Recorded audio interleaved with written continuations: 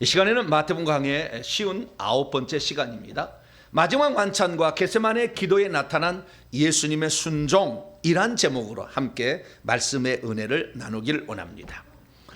예수 그리스도의 공생애의 이제 끄트머리에 왔습니다. 구속 사역을 완성하기 위해서는 예수님이 민수기 21장에 나오는 장대위에 높이 달린 노뱀이 되어야 되잖아요. 그 다음에 출애굽기 12장에 유월절 양이 되셔야죠. 레위기 16장에 속죄 대속죄일 제사의 제물이 되셔야 되잖아요. 창세기 14장에 나와 있는 멜기세덱의 반차를 따는 대제사장 직무를 수행해야 되잖아요. 지금 그럴 때가 왔어요. 이제 그래서 예수 그리스도께서 이제 마지막에 무슨 일을 하시는 것을 통하여서 주님이 이 땅에 오신 목적을 완성하시고 올라가셔서 결국에 이기는 자가 돼요. 이기는 자가. 이 땅에 오신 목적을 완성함으로 승리하는 자가 되는 거죠. 이기는 자가 되어야만이 하나님께서 통치권을 주십니다. 천국에서 다스릴 수 있는 위치에 들어가는. 우리 아버지는 천국에 가니까 다스린 게 아니라 앞치마를 하고 어디 일하러 다니시더라고. 집에, 남의 집에. 우리 아버지는. 근데 우리 어머니는 그런 것 같지는 않아요. 우리 어머니는 상당 위치가 있는 것 같아요. 보니까 다음에 정확히 알아봐야 되겠는데 우리 어머니는 상당히 위치가 있는 것 같아요.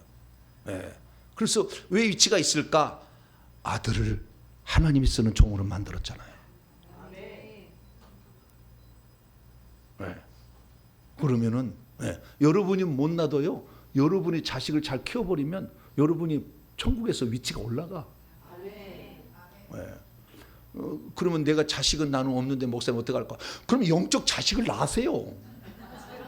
뭐 없다고 맨날 그러지 마시고, 아니 구역 식구를 키워버리든지. 할렐루야. 뭐 누구를 키우면 되지 뭐. 그래서 내 영적 자식이라고 생각하고 이렇게 하시면 되지 뭐.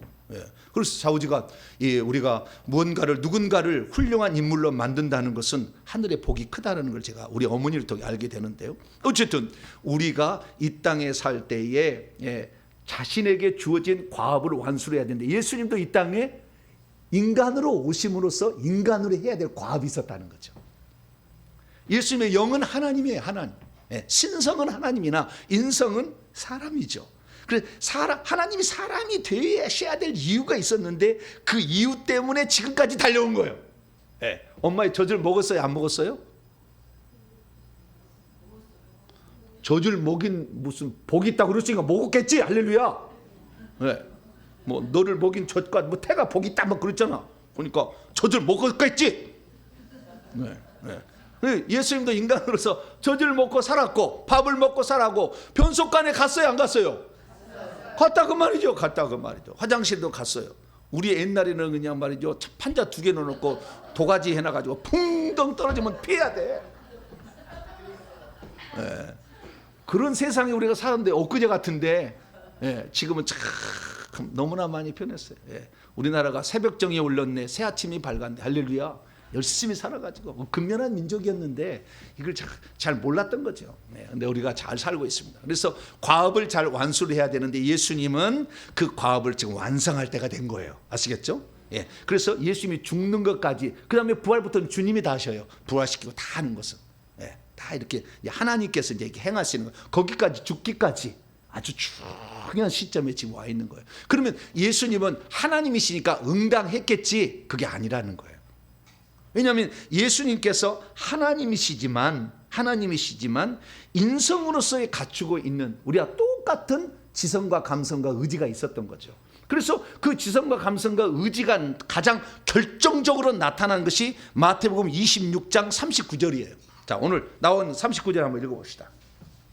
자, 39절 시작. 조금 나아가서 얼굴을 땅에 대시고 엎드려 기도하여 이르시되 내 아버지여, 만일 할만하시거든 이 잔을 내게서 지나가게 하옵소서. 그러나 나의 원대로 마시옵고 아버지의 원대로 하옵소서 하시고, 아버지의 원하다 원트죠. 아버지가 원하시는 것이 있고 내가 원하는 게 있다 이 말이에요. 그 원하시는 델로에서 셀렘마가 나오는데 이게 뜻이 will이라는 말이에요. 뜻, 의지가 나오는 거, 자유의지가 나오는 건데요. 이 아버지의 뜻대로 하옵소서라는 거, 나중에 이제 42절에는 아버지의 뜻대로라고, 원은 원문에 보면 뜻대로, 셀레마 명사예요. 여기 앞에는 동사고. 그래서 아버지의 뜻대로, 셀렘마 아버지의 뜻대로 되기를 원하는. 그러니까 아버지의 뜻이 있고 아들의 뜻이 있었다는 거예요. 그 아들은 뭐요? 아들은 나의 원대로 마옵시고 아버지의 원대로 하옵소서 하는 거 보니까 아버지의 원이 있고 자기의 원이 있었다는 거예요. 그러니까 예수님이 이 인간으로서 이 땅에 오셔서 감당해야 될 최고의 고통의 순간은 지금 기다리고 있는데, 그 고통의 시간이 예수님도 인간으로서 담당이 너무 힘든 거였다. 네, 너무 힘든 거였다라는 것을 지금 말해주고 있는. 하나님이가 응당한 게 아니에요. 응당할 수 있는 것을 하는 것을 두고 하나님 상 주지 않아요. 응당할 수 있는 것만. 네. 그거 상 주지 않아요. 할 수 없는데도, 할 수 없음에도 불구하고 주님을 의지하여 주의 뜻을 이루기 위하여 우리가 몸부림친 것이 아름다운 상으로 결정되는 것이지, 응당할 수 있는 것 갖고 하는 건 아니에요. 네. 그래서 여기 보니까 예수님이 가지고 있는 인간으로서 갖는 인격이 있어요. 그것이 생각과 감정과 의지인데, 인성으로서 가지고 있는 생각과 감정과 의지가 아버지하고 뜻하고 충돌되잖아. 지금 충돌되고 있다 그 말이에요. 그래서 예수 그리스도에서 감당해야 될 그 고난의 십자가는 쉽게 감당할 분량이 아니었다는 거예요. 이 얘기는 너무 힘든 거였다는 거예요. 고민하여 죽게 되어서 슬퍼한다고 얘기를 하잖아요. 예, 얼마나 이 고통스러우면 그런 얘기를 했겠어요. 그래서 예수 그리스도께서 그 이기는 자가 되었던 것은 신성의 능력으로 겉은 이기는 게 아니라 인성의 그 마지막 부분인데, 예수 그리스도가 십자가에 죽으실 때 이 고통을 왜 그럼 이렇게 힘들게 생각했을까? 그것은 우리가 순교하는 거하고 예수님 죽는 거하고 다른 거에 차원이 있는 거예요. 왜 차원이 있느냐? 우리가 순교하는 것은 성령이 떠나가지가 않아. 죽을 때까지.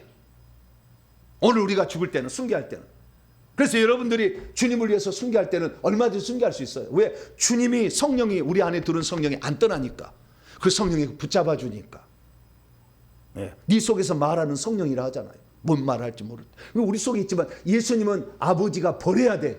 이것이 좀 이따 나오는 이 대속제일 제사의 아사셀 양으로서의 그 예언도 성취를 해야 되거든. 버림당하는 어린 양이지. 아버지로부터. 아버지가 완전히 버려야 돼. 인간으로서 이 땅에 오셔가지고 죽었는데 인간이 다시 살아난 사람 있어요? 불가능해. 없어. 그런데 그것을 지금 예수님이 캄캄한 어둠 속으로 걸어 들어가야 된다 그 말. 아버지의 버림을 당하고. 그래서 예수 그리스도의 죽음은 한 번도 하나님이 경험하지 않는 일이고 인간이 경험하지 않는 지금 일을 경험하려고 하는 거예요. 그러니까 그 고뇌가 얼마나 크겠어요. 그래서 예수님은 응당 그렇게 아니라는 거예요. 인간으로서 예수님이 감당해야 될 것, 아들이 감당해야 될 것을 그대로 아버지께서 적용을 시킨 거예요. 그렇기 때문에 예수 그리스도의 이 죽음 앞에서의 이 기도는 엄청난 기도예요. 오늘 이 기도의 의미가 뭔지를 좀 더 깊이를 좀 살펴보고, 그 다음에 예수님께서 이 세상에 오신 목적은 떡과 포도주를 주는 거다. 내 몸과 피를 주는 거다 라는 성찬식의 의미를 먼저 살펴보고, 그 다음에 겟세마네 동산의 주님의 고뇌에 찬 기도, 그 사이에 그것도 모르고 주님을 부인하는 제자들의 모습. 그래서 실족하지 않게 하기 위해서 미리 먼저 부인할 것을 예고해 주므로 본인이 그 일을 닥칠 때 너무 충격이 심하지 않도록 미리 얘기해 주시는, 그 자상하게 배려해 주시는 예수님의 모습. 그리고 겟세마네 동산에 기도하면서도 제자들이 부인하고 떠나갈 것을 아시면서 시험에 들 거예요. 앞으로. 그래서 시험에 들지 않도록 기도해 주시는, 자기의 기도도 지금 너무 힘드는데 제자들까지 기도해 주시는 그 너그러운 사랑, 우리는 이것을 오늘 배울 수 있게 되기를 바랍니다. 자, 그럼 먼저 성찬식부터 배우도록 하겠습니다. 자, 26절입니다. 마태복음 26장 26절부터 29절까지 말씀을 읽습니다. 시작.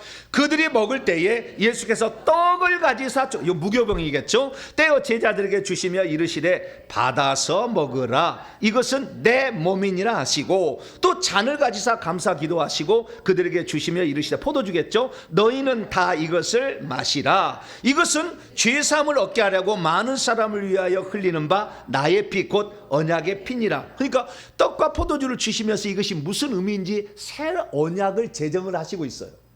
새 언약을. 예전에 이것이 그냥 옛날에 그건 무교병이었고 그냥 포도주였는데 이것을 새롭게 의미를 이렇게 부여하시면서 이것을 행할 때마다 하나님의 어떤 특별한 은혜가 올 것임을 암시해 주는 거죠. 그래서 새 언약을 지금 체결하고 있어요. 자, 그다음 29절 시작. 그러나 너희에게 이르노니 내가 포도나무에서 난 것을 이제부터 내 아버지의 나라에서 새 것으로 너희와 함께 마시는 날까지 마시지 아니하. 포도주를 다시 마시지 재림하시고 그래서 어린 양의 혼인잔치의 연회장에서 마시게 될 까지 너희가 이제 다시는 안 마시게. 그러니까 예수님이 죽음의 예고죠. 떠날 것에 대한 예고죠. 지금 떠날 것이다. 네. 그래서 떠나기 전에 내가 너희를 위해서 인간이 되어 온 이유를 너희에게 알려주마 이거예요. 지금 떠나기 전에, 내가 떠나기 전에. 그래서 우리는 떡과 포도주의 의미를 알아야 돼요. 떡과 포도주면 크게 세 가지예요. 하나는 성취, 하나는 실행, 하나는 약속이에요. 뭐라고요? 성취, 그 다음에 실행, 약속. 이 세 가지 의미가 있어요. 이 첫 번째 성취, 이 성취는 두 가지 성취예요. 첫째는 출애굽기 12장에 나와 있는 유월절 양으로서의 성취. 그 다음에 레위기 16장의 속죄 제물, 대속죄의 제물로서의 성취. 그걸로 직접 자신이 유월절 양이 되시고 대속죄의 제물이 되셨다는 성취가 되는 것이 첫 번째고, 두 번째는 뭐라고 했어요?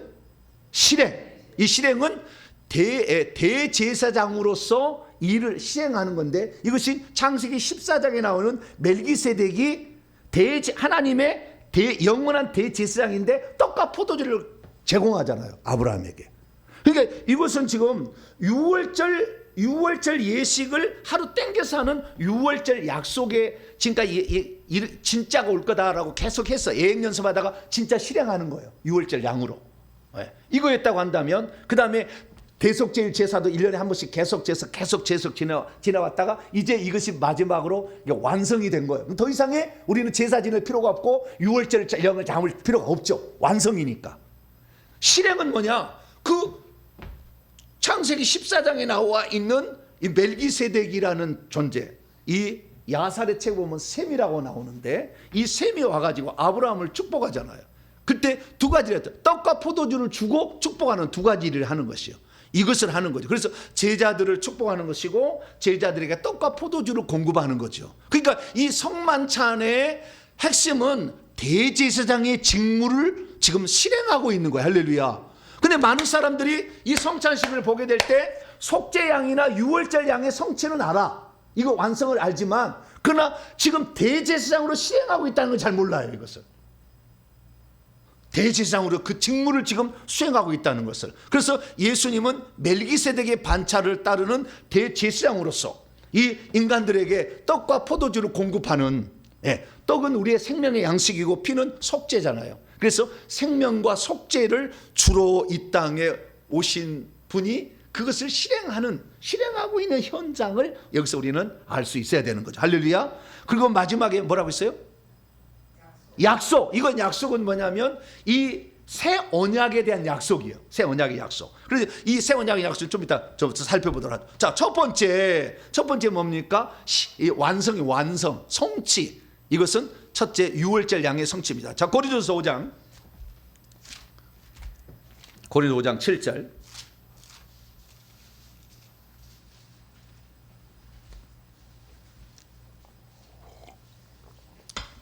주석책에도 안 나와요.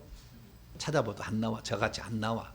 그러니까 잘 들으셔야 돼요. 왜냐하면 성경에 나와 있는 것을 전체적으로 알아야 돼요. 그래야만 이게 보이게 돼 있어요. 그러니까 구약엔 씨앗이잖아요. 씨앗이 신약에서 꽃을 피우는 거, 열매를 맺는 거잖아요. 근데 이 열매가 어떤 것인지 씨앗을 보고 잘 몰라. 심어봐야 알잖아요. 우리가 외모는 어느 정도 알지만 비슷비슷하게 생긴 것은 이것이 무슨 꽃이고 무슨 열매를 모르잖아. 심어봐가지고 오 이런 거 알잖아요. 그러듯이 이 꽃에 대해서 알고 있어야만이 씨앗을 보고 찾아갈 수가 있는 거죠. 이 꽃에 대해서 잘 모르니까, 열매를 모르니까 씨앗을 못 찾는 거지. 구약이 있어도 구약은 씨앗인데. 그래서 씨앗을 찾아가려면은 신약의 예수님의 신약에 나와 있는 것을 정통을 해야 돼. 그래서 제가 신약학을 공부한 거예요. 박사학위를. 이쪽을 한 거예요. 왜? 공부를 해야지 제대로 좀.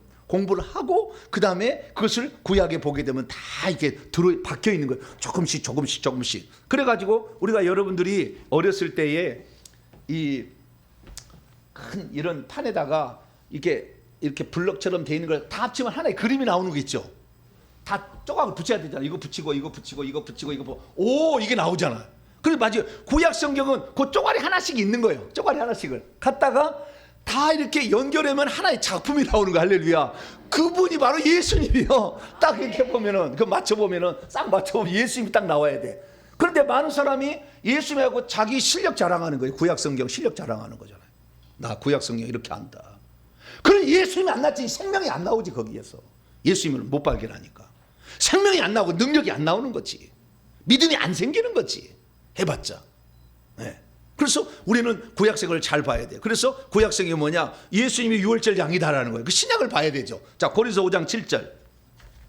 고린도서 5장 7절. 시작. 너희는 누룩 없는 자인데 새 덩어리가 되게 하여 묵은 누구를 내어 버리라. 우리의 유월절 양 곧 그리스도께서 희생되셨느니라. 할렐루야. 예, 우리의 유월절 양. 예, 그래서 누가복음 읽어보게 되면 내가 이 유월절 먹기를 원하고 원하였노라. 나 유월절 이제 실행하겠다는 거잖아. 그 유월절의 의미는 패스오버잖아요. 죽음의 영이 떠나가도록 영원한 둘째 사망으로부터 우리를 해방하려고. 할렐루야. 죄를 지었으나 그 죄값을 받지 않게 하기 위해서 예수님이 대신 죽어가는 거 아니에요? 네, 유월절 양으로. 그래서 그 피를 우리의 영혼에 바르면 좌우 설주와 문 임방에 바르게 되면 죽음의 영이 사망의 영이 넘어가는 거 아니에요? 뛰어넘을 뛰어넘을 월이 되는 패스 오버 한다는 거 아니에요? 그래서 그 유월절 양으로 예수 오셨기 때문에 그 예수님 우리가 믿게 된다고 한다면 유월절 때문에 둘째 사망이 우리를 해하지 못합니다. 할렐루야. 자, 요한계시록 2장. 요한계시록 2장 11절입니다.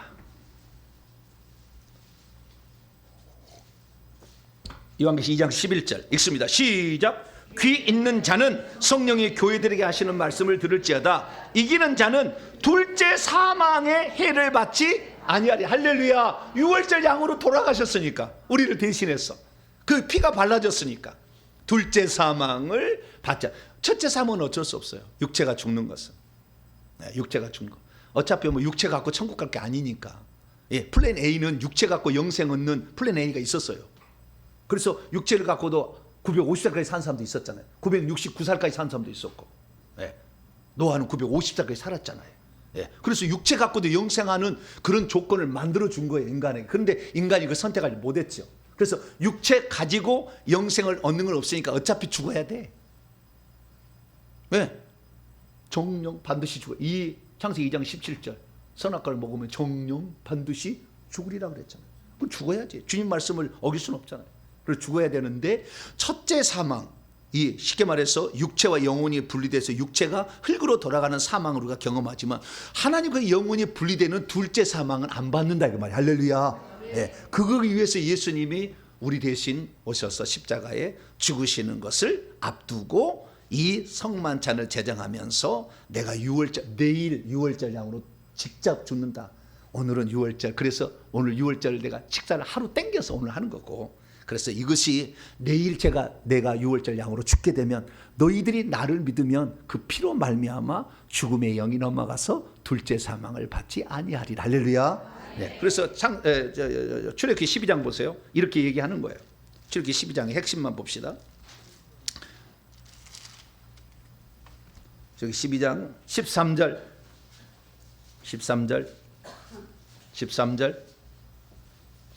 출애굽기 12장 13절 시작. 내가 애굽 땅을 칠 때에 그 피가 유월절 양의 피가 너희의 사는 집에 있어서 너희를 위하여 표적이 될지라. 내가 피를 볼 때에 너희를 넘어가리니 재앙이 너희에게 내려 멸하지 아니하리라. 그 재앙이 뭡니까? 23절 그 밑에 봅니다. 시작. 여호와께서 애굽 사람에게 재앙을 내리려고 지나가실 때에 문임방과 좌우 문설주의 피를 보시면 여호와께서 그 문을 넘으시고 멸하는 자에게 너희 집에 들어가서 너희를 치지 못하게 하실 것이라.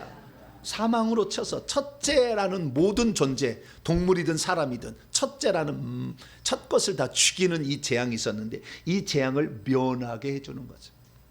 네, 그래서 우리는 주 예수 그리스도를 믿음으로 말미암아 유월절 양으로 둘째 사망을 패스오버할 수 있는 그런 사람이 된 줄로 믿으시기 바랍니다. 두 번째는 뭐냐 하면은 완성이다. 두 번째 완성은 대속제일 제사의 완성이에요. 그 대속제일 제사는 레위기 16장인데 그 레위기 16장을 간단히 설명하자면 이 대속제일 제사는 1년에 한 번씩 드리는 제사예요. 이 제사는 뭐냐면은 이 이스라엘 모든 백성의 죄를 한꺼번에 없애는 것이고 뿐만 아니라 이 성전 자체를 정결케 하는 제사예요. 두 가지 목적으로 하는 건데 중요한 핵심은 이스라엘 백성들이 지은 죄들을 없애는 제사예요.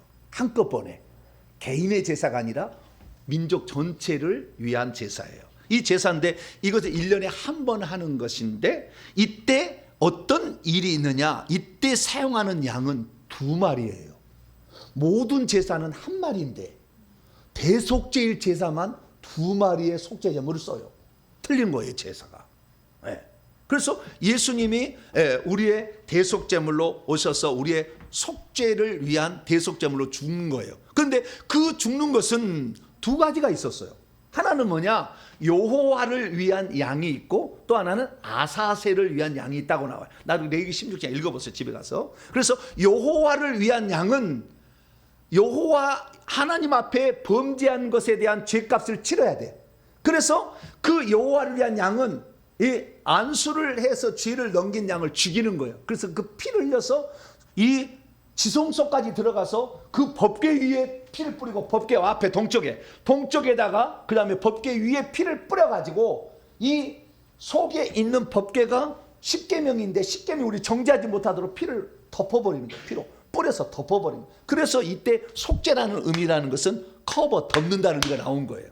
그래서 우리는 원래 그 십계명에 따라서는 죽어야 되는데 죽지 않도록 하기 위해서 그 대속제일 양 2마리였는데 한 마리를 피를 잡아가지고 여호와를 위한 양은 덮어가지고 여호와가 우리를 정죄하지 못하도록 덮어버려서 죄는 있으나 죄가 없는 것처럼 여겨지는, 할렐루야, 의를 만들어주는 것이 바로 여호와를 위한 양이에요.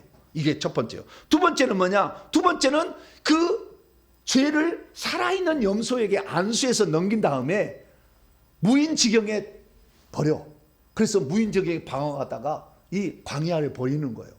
그러면 광야에서 이 염소가 매 이렇게 하다가 뜨거운 태양 앞에 서다가 나중에 혀를 하다가 모래에다 탁 쳐박고 죽어요. 얼마나 그 주인을 찾겠어요, 그 광야에서. 근데 버림받은 어린 양에게, 버림받은 어린 양. 그래서 예수 그리스도께서 3년 동안 공생이 하면서 얼마나 혜택을 많이 받았겠어요, 사람들이. 그 혜택을 받은 사람만 나와서도 예수님, 이분은 죄가 없어, 나를 죽여! 그래야 되잖아. 안 그래요? 3년 동안 혜택 받은 사람이 얼마나 많겠어요. 그 사람들이 나와가지고 이분이 뭔 죄가 있어, 뭔 죄가 있어, 뭔 죄가 있어, 나를 죽여, 나를 죽여, 나를 죽여. 그렇게 했어야 돼. 근데 모든 사람이 다 버리잖아. 심지어 제자들까지 다 버리잖아. 이게 뭐예요? 버림당한 어린 양이 되는 거죠. 그래서 예수님은 예루살렘 밖으로 가서 영문 밖으로 버려진다는 의미예요. 영문 밖으로 가서 버려지는 거예요. 그래서 이 버려지는 아픔이 예수님이 너무 컸어요. 내가 아버지하고 영원히 아버지로부터 버림당하는데 이 죽음이 단순한 죽음이 아니라 내가 과연 그 칠흑 같은 어둠을 인간으로서 이겨낼 수 있을까? 이겨낼 수 있을까?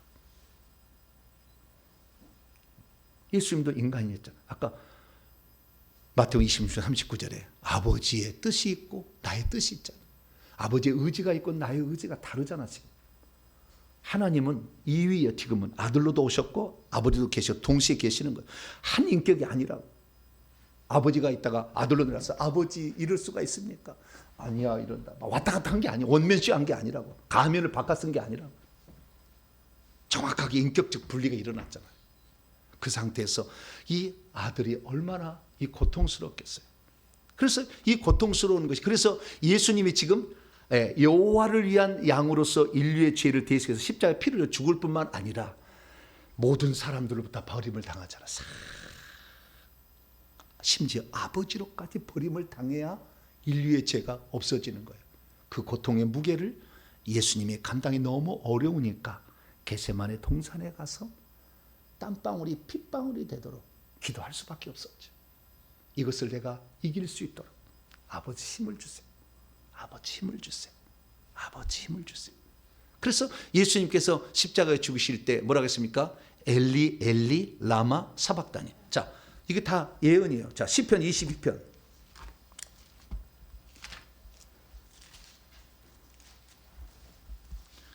예수님이 죽기 싫어가지고 막 이랬다고 이렇게 비하하는 그런 사람들을 봤어요.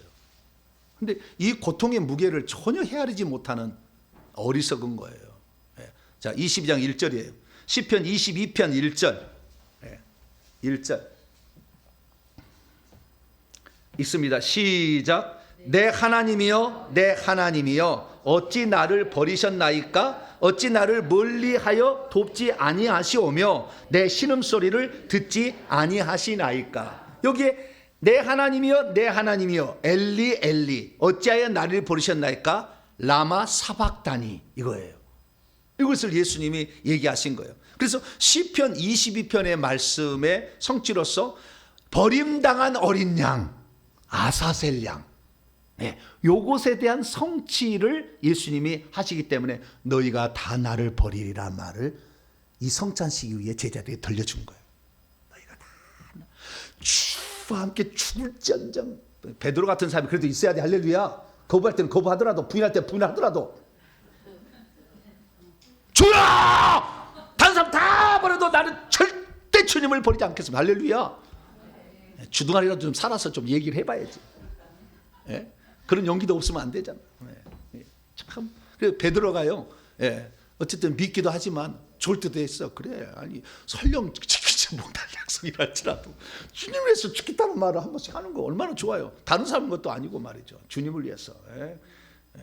그래서 참 주님께서 베드로를 많이 사랑하셨고요. 베드로가 십자가에 거꾸로 매달릴 때 주님이 직접 오셨어요. 그 죽음의 장면을 보니까 직접 오셨어. 베드로한테 하늘에서 오셨어. 직접 베드로에게 죽기 전에 직접 오셨어. 힘들지 그랬어요. 주님 힘들지. 베드로가 주님에 비하면 내가 아무것도 아닙니다. 내가 그래서 주님에 비하여 내가 담당할 짐이 너무나 적은데 내가 이걸 힘들다 하겠습니다. 그래서 저를 십자가에 거꾸로 매달라고 했습니다. 주님보다 더 어려운 고통이라도 내가 감내하지. 왜? 내가 주님을 모른다 부인했죠. 맹세하여 부인했죠. 저주하며 맹세하여 부인했잖아요. 나는 죄인입니다. 그래서 주님이 직접 그 영혼을 받아가지고 가요. 대부분 다 죽으면은 그 천국의 입구에서 주님이 환영을 하시든지 뭘 하시거든요. 위대한 사람은, 위대하지 않은 사람은 자기가 가야 돼. 보좌까지 가야 되는데 주님 마중 나올 때가 있거든. 어떤 사람은. 근데 주님이 직접 로마까지 찾아오셨어요. 그날은 찾아오셨어요. 그래서 우리가 정말 우리 주님의 이 두 번째 성취, 이 성취는 바로 아사셀 양과 여호와를 위한 양, 대속제일 제사의 제물이다. 자, 마태복음 20장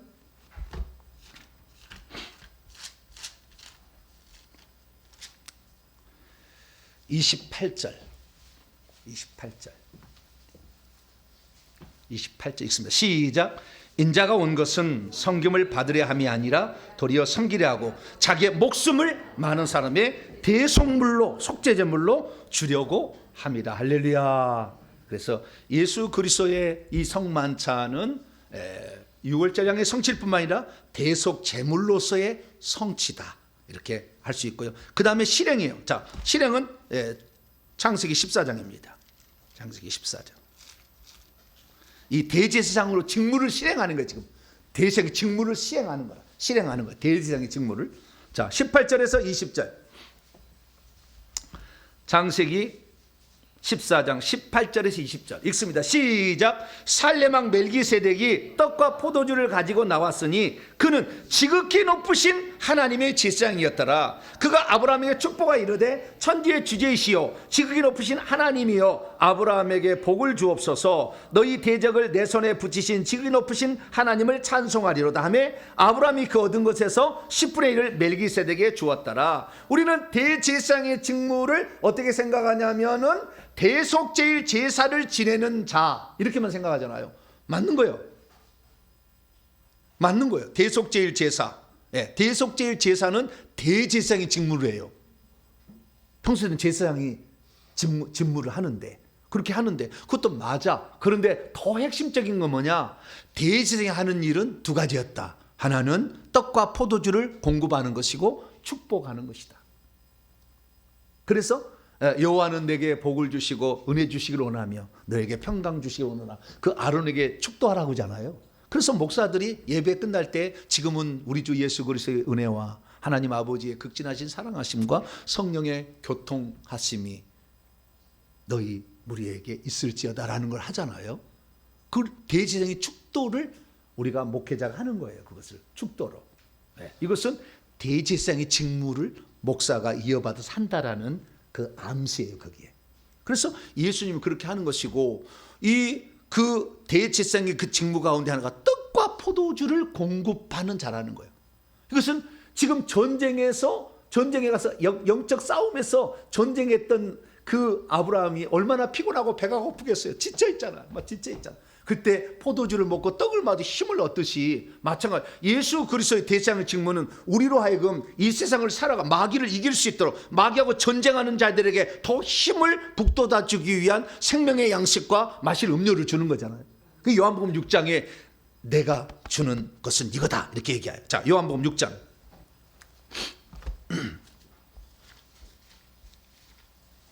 요한복음 6장 55절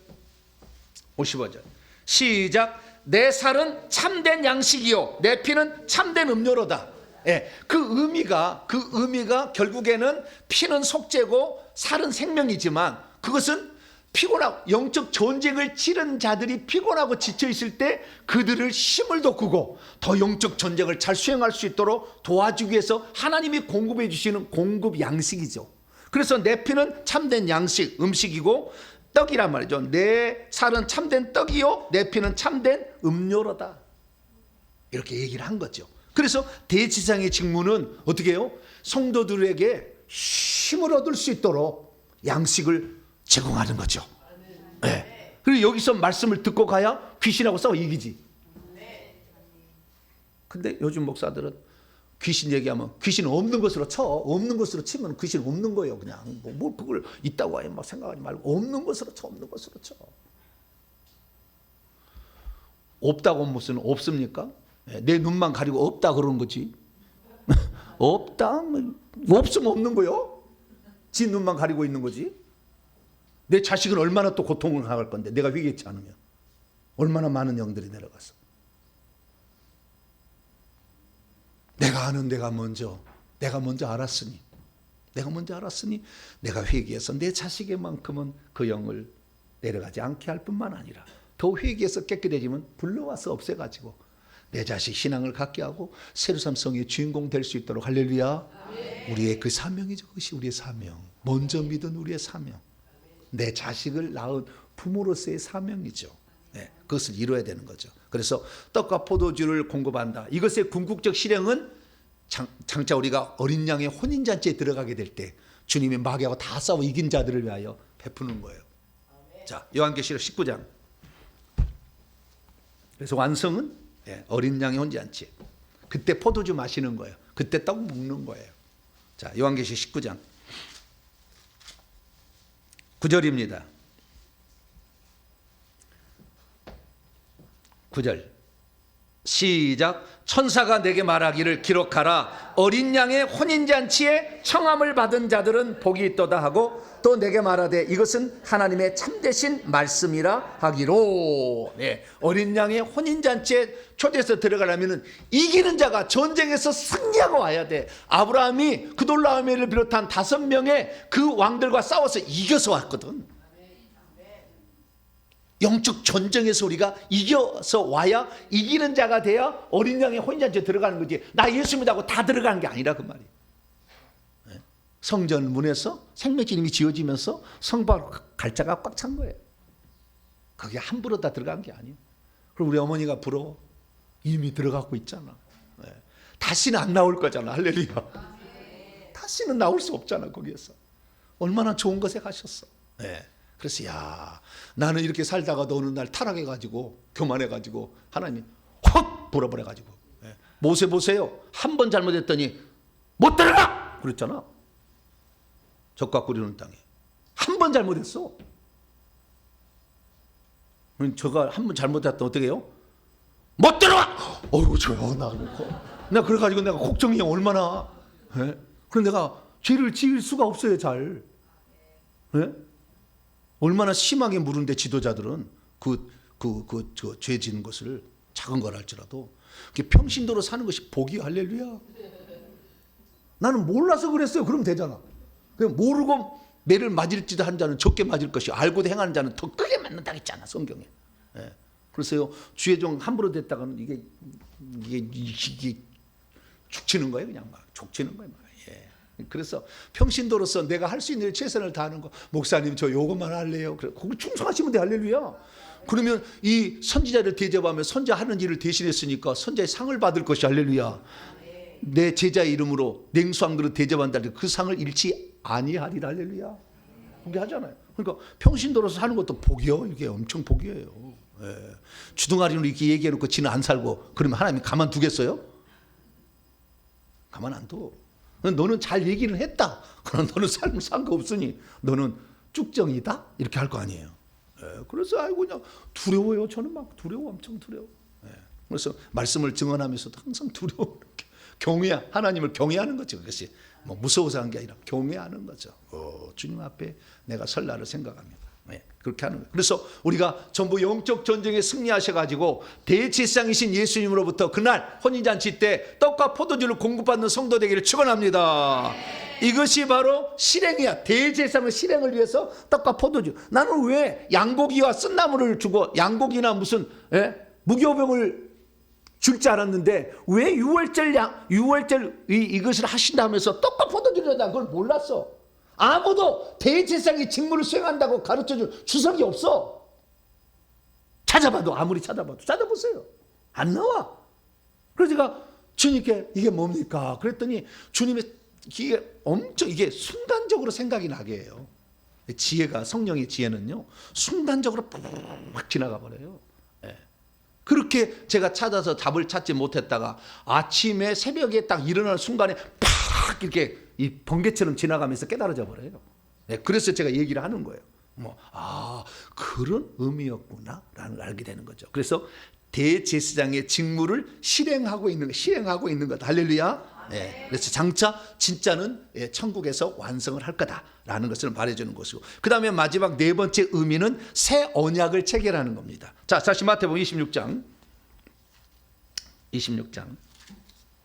언약을 맺는다는 거잖아요. 언약을. 27절 28절 보면은 잔을 가지사, 이게 포도주를 따르는 거예요. 감사 기도하시고 그들에게 주시며 이르시되 너희가 다 이것을 마시라. 이것은 뭐냐? 이 포도주는 뭐냐? 이제 정의를 하는 거예요. 포도주는 포도주지 그냥. 이게 포도에서 난 포도주인데 의미를 부여하는 거죠. 이것을 의미를 부여. 그래서 하나님이 그것을 의미를 부여하면 그대로 되는 거예요. 할렐루야. 예를 들어 보세요. 우리의 죄를 용서하는데 흠없는 대속제물을 담아서 피를 내면은 우리 죄가 용서된다는 것은 하나님이 그렇게 정의를 한 거예요. 어린 양이 대신 피 흘린다고 어떻게 죄가 용서돼요? 그러나 하나님이 그렇게 된다고 하나님 말을 해버렸어. 그러나 하나님 말은 틀림없잖아요. 이게 정의를 어떻게 하느냐가 하나님 중요한 거예요. 우리는 정의할 수 없지만 하나님은 정의한 대로 되는 거야. 할렐루야. 네. 그래서 우리의 죄를 비누로 무슨 우리의 과거의 죄를 비누로 닦을 수도 세탁할 수 있는 것도 아니고, 우리 이미 지나간 죄를 어떻게 처리해? 불가능하잖아요. 과거의 일이잖아. 그걸 어떻게 네가 처리할 수 있어요? 처리할 수 없는데 그 죄를 대신해서 어린 양을 갖다 흠없는 어린 양을 갖다가 죄를 넘겨서 그를 죽여서 그 피를 흘리면 이 죄를 용서했는데 하나님이 정의를 한 거지. 그렇게 죄를 용서받는 이렇게 하겠다고 정의를 한 거예요. 근데 나중에 보니까 당신으로서 그대로 죽겠다는 거잖아요. 그게 안 올라온 거잖아요. 그냥 우리에게 예행연습만 시킨 거지. 실제로 하나님이 그걸 하려고 작정하시고 우리에게 이렇게 해봐라 이렇게 한 거 아니에요. 그냥 하나님의 사랑은 말로만 한 사랑이 아니었어요. 아픔을 직접 자기가 다 겪기 위해서 하나님이 부득이하게 삼위일체가 되는 거죠. 한 분이신데 이렇게 되는 거예요. 그래서 여기에 보니까 정의를 했는데 뭐라고 정의했느냐. 28절 이것은 죄사함을 얻게 하려고 많은 사람을 위하여 흘리는 바 나의 피 곧 언약의 피다. 이 포도주를 이제 피라고 하자라고 정의를 한 거예요. 앞으로 그래서 이것을 계속해서 기념하라고 했는데요. 이 버전의 차이가 있는데요. 마태복음과 마가복음은 똑같은 말로 나와요. 이는 죄사함을 얻게 하러 많은 사람을 위하여 흘리는 바 나의 피 언약의 피다. 그런데 두 개의 버전은 또 달라요. 누가복음하고 고린도서 11장에 나와 있는 버전은 달라요. 그러면 누가복음은 누가 썼어요? 누가가 썼어. 누가 봐. 그래서 사도행전은 누가복음 2라고 하잖아요. 누가가 썼잖아요, 사도행전을. 그러면 이 누가는 그 성찬 예전에 대해서 들었을 거 아니에요. 1장 1절부터 읽어보면 많이 들었다 하잖아. 자, 누가복음 1장 1절. 많이 알아봤다 하잖아요. 많이 알아봤대요. 자기가 쓰려고. 자, 누가복음 1장 1절부터 3절까지 읽습니다. 시작. 우리 중에 이루어진 사실에 대하여 처음부터 목격자와 말씀에 일구된 자들이 전하여 준 그대로 내력을 조술하려고 붓을 들었던 사람이 많았대요. 복음서를 쓸 사람이 많았다는 거예요. 근데 지금 누가복음만 남아있는 거지. 자, 그동안에 시작. 그 모든 일을 근원부터 자세히 미루어 살핀 나도 데오빌로 각하에게 차례대로 써보낸 것이 좋은 줄 알았노니 이는 각하가 알고 있는 바를 더 확실하게 하려 함이라. 그래서 누가가 직접 보지를 않았어요. 왜냐하면 누가는 이방인이었잖아요. 이방인 의사였잖아요. 안디옥 출신의 이방인 의사예요. 드로아에서 바울이 전도하다가 눈이 안 좋아져가지고 병원에 갔나 봐. 근데 그 안디옥 출신의 의사가 드로아에서 개업을 했나 봐요. 누가 병원이라고. 뭐라고요? 이것은 영화를 쓰면 그렇다는 것이고, 누가 병원인지 모르겠어요. 근데 자우지가 누가 병원을 그래서 거기에 이 안질 때문에 이 의사가 덜 나았잖아요. 그래가지고 치료하러 가다가 누가를 만나요. 근데 누가가 그때 치료하면서 이 사람이 비범한 사람이고 보통 사람이 아니라는 걸 알아버려요. 그래서 자신의 인생을 모든 의사의 일을 취소하고 내가 당신을 돕겠어. 그래 나온 거예요. 이방인 의사가. 그러면서 바울을 따라다니면서 이제 바울의 모든 것을 다 알고 바울의 이야기가 사도행전의 9장부터 나오잖아요. 9장부터 바울의 이야기가 나와요. 마지막 장 28장까지. 그 얘기를 다 바울의 얘기를 보고 전도의 여행을 따라다니면서 보고 기록한 것이 사도행전이에요. 그런데 그때 뭘 들었느냐? 바울이 성찬식을 행하는 것을 고린도 교회에서 하는 것을 보았겠죠. 그때 고린도 교회에 바울이 한 얘기가 있어요. 성찬식에. 그래서 오늘 우리가 지금 교회에서 성찬식을 할 때는 바울이 했던 양식을 써요. 마태복음도 안 따르고 마가복음도 안 따라요. 누가복음과 고린도 전서에 나오는 걸 따르는데 고린도 전서는 바울이 들은 거예요. 들은 거. 그건 주님으로부터 들은 거. 보세요. 자, 고린도 11장. 고린도 11장. 주님으로부터 직접 그 현장에 있는 것을 환상으로 가서 본 거예요. 그래서 그 글자로 보고 현상을 다 봤겠죠. 예. 지금도 우리가 얼마든지 이 영의 능력을 사용하면, 내일 아침에 잘 들으세요. 그 방법을 알려드릴 테니까. 영을 사용하는, 과거를 미래로 왔다 갔다 할 수 있어요. 그 영을 사용하는데 그래서 환상으로 보여준 거죠. 자, 23절부터 26절까지. 이것은 주님이 그때 현장으로 가서 보여준 거예요. 그래서 말까지 다 토스까지 다 그대로 기록해 놓은 거예요.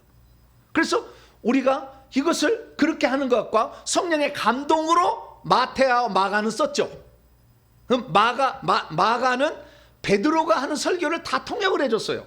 베드로가 예루살렘 멸망해가지고 예루살렘이 어려움을 당하니까 베드로가 그쪽으로 간 거 아니에요. 로마로. 그래서 로마에서 있을 때 마가를 데리고 갔어요. 수종자로. 처음에는 바울이 데려갔죠. 그러나 나중에 베드로가 데리고 가. 그래서 베드로가 데리고 가가지고 거기서 하는데 베드로가 헬라어를 잘 못해요. 근데 마가 요한은 처음부터 요한이라는 말이 요한이라는 말이 요나라는 거잖아요. 그래서 헬라어로 요한이라고 하는 거예요. 요나의 아들이죠. 요나라는 뜻이야, 요한이라는 게. 그런데 이게 외국물을 먹었어요. 그래가지고 이 헬라어를 잘해, 마가 요한이. 그래가지고 이 로마에 있는 사람들에게 헬라어로 통역을 해준 거예요. 베드로가 주님이 마지막 밤에 이렇게 성찬식 하셨습니다. 뭐라 헬라어로 했다 이게.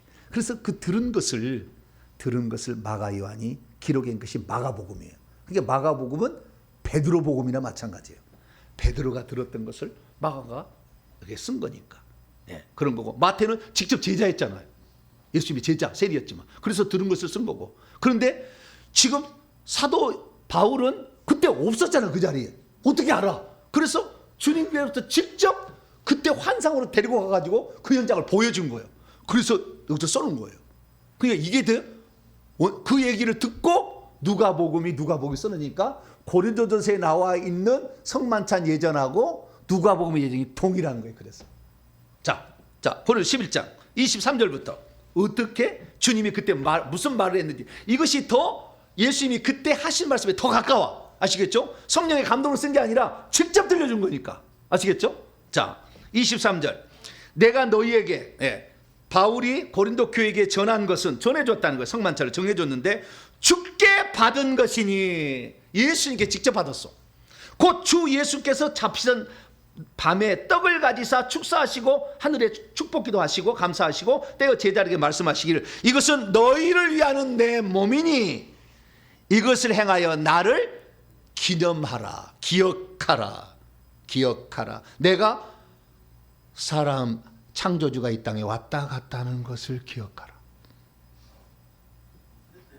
창조주가 이 땅에 왔다 갔다는 것을 영원히 잊어서는 안 된다.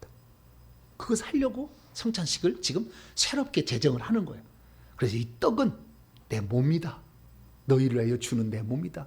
하나님이 너희를 위하여 몸을 주려고, 생명을 주려고 왔다는 것을 기억하라. 이거죠. 가시고 또 19에 또 그와 같이 잔을 가지시고 이르시되 이 잔은 내 피로 세운 새 언약이니. 마태 마가복음은 그렇게 안 나와. 언약의 피라고 하면 나오지. 새 언약이야. 새로운, 질적으로 새로운 새 언약이 돼. 그리고 예전에는 유월절 언약이었는데 이제는 새 언약을 세운다는 거야. 유월절 양이라는 것으로 예수님이 완성해버리면 그대로 끝나는 게 아니라 새 언약으로 누구든지 나를 믿는 자는 생명 공급과 죄사함의 은혜를 받게 될 것이다. 새 언약을 체결한다라는 거잖아요. 그래서 예수님이 새 언약이니 이것을 행하여 마실 때마다 나를 기념하라. 기억하라. 나를 기억하라 하셨으니 너희가 이 떡을 먹으면 이 잔을 마실 때마다 내가 죽었다는 것을 주 여호와께서, 이것을 구약성으로 보면 여호와라는 거예요. 여호와의 죽으심을 여호와가 오실 때까지 전하는 것이다. 한 분 하나님이 이 땅에 육신을 입고 사람 되어 오셨다는 것을 영원토록 잊지 않으려면 계속해서 이 성만찬을 행함으로 그것을 회상하고 회상해서 그 행위는 절대 잊으면 안 된다. 이것은 절대 잊으면, 내가 이것 때문에 왔으니까 이것은 절대 잊으면 안 돼. 그래서 우리가 지금도 우리가 성찬식을 행하는 거죠. 목사들이 말씀만 전하는 게 아니라 청만적을 행하는 이유는 주님이 이 땅에 오셨다 가신 그 목적이 무엇이었는지를 우리 가운데 새기도록 하기 위한 거죠. 그래서 여기에는 새 언약이라고 얘기를 하고 있어요. 그래서 이 새 언약이라는 것은 이것도 일종의 예언의 성취일 수도 있어요. 왜냐하면 예레미야 31장을 한번 읽어봐요. 예레미야 31장. 예레미야 31장 31절. 여기도 쉬워요. 네, 마지막 날 마지막 장이잖아요. 31장 31절.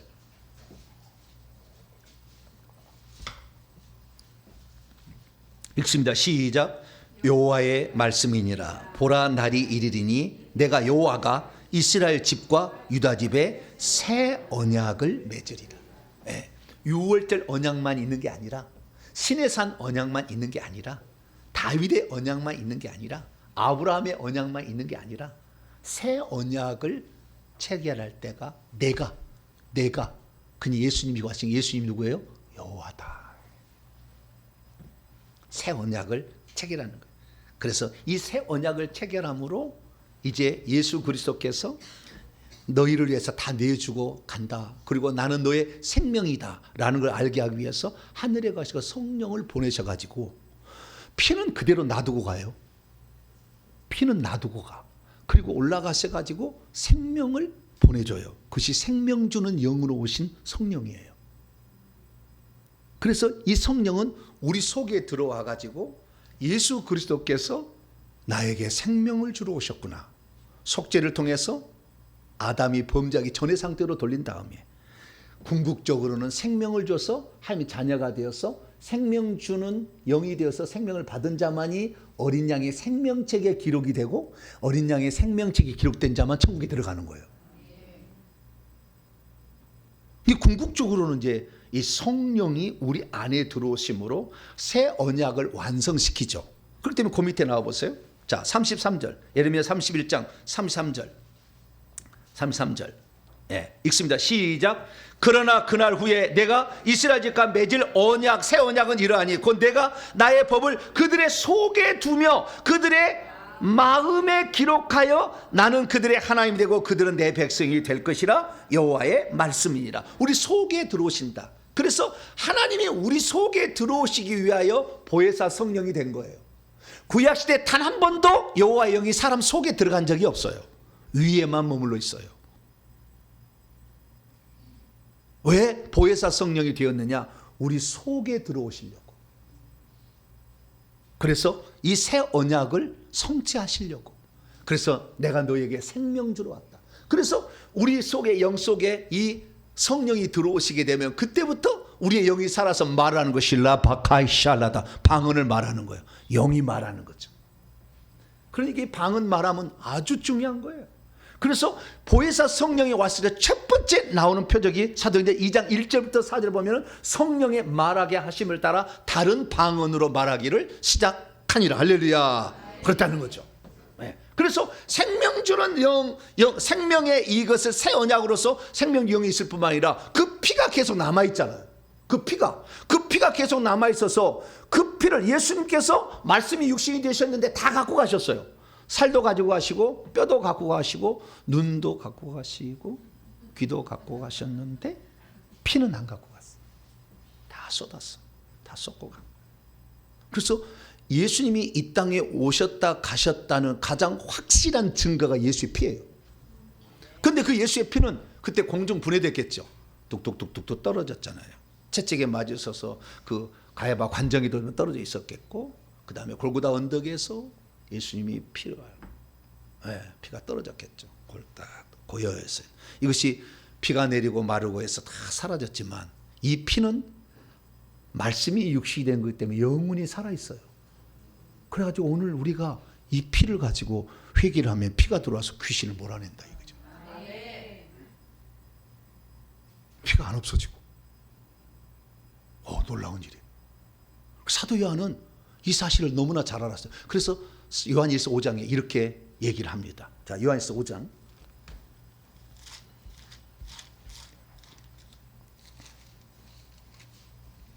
요한일서 5장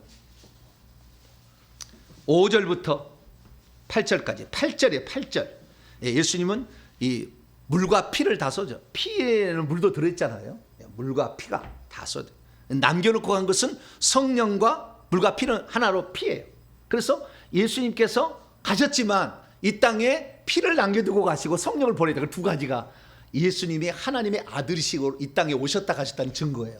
이걸 얘기하고 있어요, 요한 사도가. 자, 5절부터 8절까지 시작. 예수께서 하나님의 아들이심을 믿는 자가 아니면 세상을 이기는 자가 누구냐? 이는 물과 피로 임하신 이시니 곧 예수 그리스도시라. 물로만 아니요 물과 피로 임하셨고 증언하는 이는 성령이시니 성령은 진리니라. 증언하는 이가 셋이니 성령과 물과 피라. 또한 이 셋은 합하여 하나이니라. 그러니까 성령을 보내시고 그 다음에 피는 남겨두고 가시고, 피와 물은 같은 쪽이고, 그래가지고 오늘 두 가지가 예수님이 우리 죄를 위해서 죽으셨다는 것은 물과 피, 그 다음에 이 생명 주는 영으로 오신 성령은 또 성령, 이 두 가지가 새 언약을 체결해서 우리가 그 언약 안에 들어가면 이 성령의 능력을 맛보고 피의 능력을 맛보는 거예요. 할렐루야.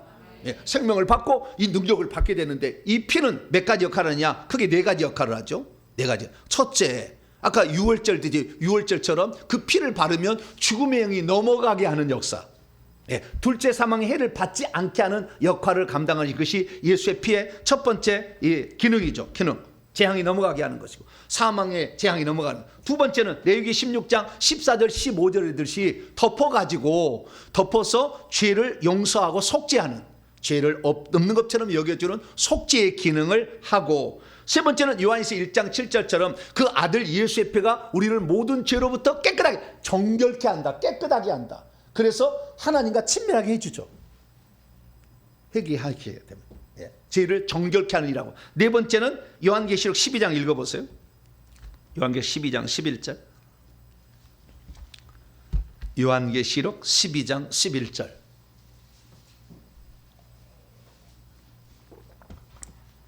12장 11절 읽습니다. 시작. 또 우리 형제들이 어린 양의 피와 자기들이 증언하는 말씀으로써 그는 참소하는 자 마귀예요. 마귀를 이겼으니 그들은 죽기까지 자기들의 생명을 목숨을 아끼지 아니하였다. 어린 양의 피와 말씀으로 이겼대요. 참소하는 자 마귀를, 대적하는 마귀를. 그래서 오늘 우리가 예수 그리스도를 믿게 되고 회개를 하게 되면 요한일서 1장 9절 말씀처럼 우리가 우리 죄를 자백하면 우리를 깨끗하게 하는데 예수의 피가 우리에게 들어오는 거죠. 그래서 이 귀신들을 내보내는 거죠. 내보내서 마귀를 이길 수가 있어요. 이거 이렇게 된다는 거 믿음으로 그러는 거예요. 믿음으로. 이걸 믿어야지. 그런다 해서 예수의 피가 들어와, 예수의 피가 들어온다 해서 귀신을 내보내? 나는 못 믿겠어. 믿지 마세요. 그러면은. 그래서 귀신하고 사세요. 영혼 전부 사셔야지. 어떻게 안 믿겠다는데, 난 안 믿겠다는 사람한테 뭐 할 수 없어요. 나는 성경대로만 얘기합니다. 다시 요한일서 5장. 요한일서 5장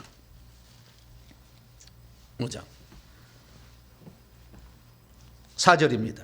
4절 시작. 무릇 하나님께로부터 난 자마다 세상을 이기느니라. 세상을 이기는 승리는 이것이니 우리의 믿음이니라. 아멘. 예수의 피가 참수하는 자를 이겼다. 그걸 믿어야 돼. 할렐루야. 그걸 믿으면 그대로 되는 거지. 뭘 그걸 따지려고 그래.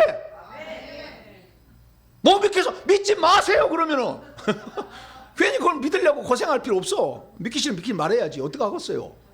믿을 사람은 믿어서 귀신을 쫓아내기를 축원합니다. 그래야 나중에 떡과 포도주를 주님이 어린 양 혼잔치 우리에게 주지. 이기는 자였다고. 어린 양 혼잔치 못 참여고 믿긴 믿었는데 천국 갈 때 천국문에서 아니다 빠꾸.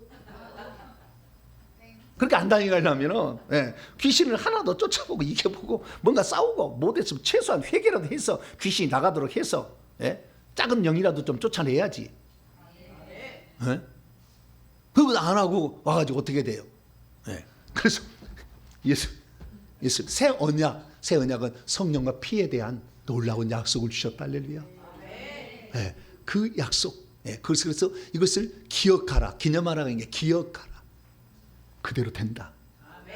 예수 믿으면 생명 받는 것이고, 피 사용하면은 속죄도 일어나고 죽음의 영도 넘어가고 속죄도 일어나고 정결케도 되고 귀신도 나간다. 그걸 믿는 거죠. 그래서 우리가 오늘 주 예수 그리스도를 믿는데 이 성찬식의 이 놀라운 의미를 여러분들 것으로 충분히 누리며 사시길 바랍니다. 겟세마네 동산에 가려다가 못 갔습니다. 오늘 준비하는 게 너무 많은데 제가 준비한 게 너무 많은데 엄청 많은데 막 내가 준비하는 게 엄청 많아요. 엄청 많은데 여러분 모르세요. 엄청 많이 준비했는데 이걸 하나도 못하고 다음 주에 내가 이거요 AI에 이거 그리라 했거든요. 이거 하고 막 울었어요. 어제 밤에 겟세마네 동산에서 예수님이 우리를 위해서 피땀 흘려 기도하시던 모습을 그려다오. 그때 어디 이걸 빌어줘. 이걸 보고 한참 울었어. 와 이러셨구나. 이렇게 피땀 흘리며 이 많은 수천 년 지금도 살아있어요. 가보세요. 성지순례 가보세요. 이 강남나무가 지금도 살아있어요. 예수님 당시 그 강남 이 두 사람이 이렇게 하니까 간신히 잡더라. 얼마나 두꺼운지 해봤어. 갔어요.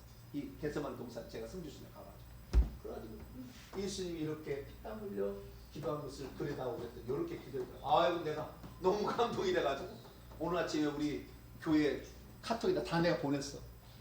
예수님의 이 희생이 이 핏방울이 너희를 살렸다는 거잖아요. 우리를 살렸다는 거잖아요. 우리는 이것을 다음 주에 이것도 다음 주에 해야 될 것 같습니다. 기도하겠습니다. 자비로우신 아버지 하나님, 감사 찬양과 영광을 하나님께 올려드립니다. 우리 때문에 하나님이 사람 되셨고 우리 때문에 오셨다가 하는 것을 주님이 잊지 마라. 창조주가 이 땅에 왔다 갔다 하는 것을 잊지 마라. 성찬식으로 새 언약을 체결해 주시고 오늘 승리하는 삶을 비결을 성찬식을 통해 가르쳐 주시니 감사합니다. 말씀을 믿고 믿음으로 믿고 회개를 해서 이 예수의 피를 사용해서 악한 영의 승리함으로 말미암아 영원한 멜기세덱이신 예수님 앞에 가서 떡과 포도주를 마실 수 있는 저희들 되게 해 주시옵소서. 우리 주 예수 그리스도의 이름으로 기도하옵나이다. 아멘.